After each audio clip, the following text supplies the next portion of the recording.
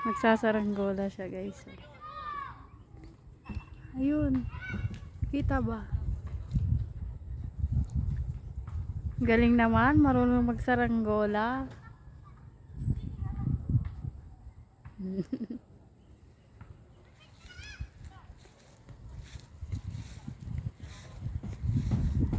Malakas kasi yung hangin dito. Yung mga bata doon nagbabasketball naman. Siya naman. Ayan.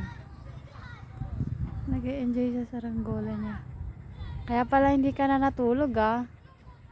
Nagsasaranggola ka pala dyan.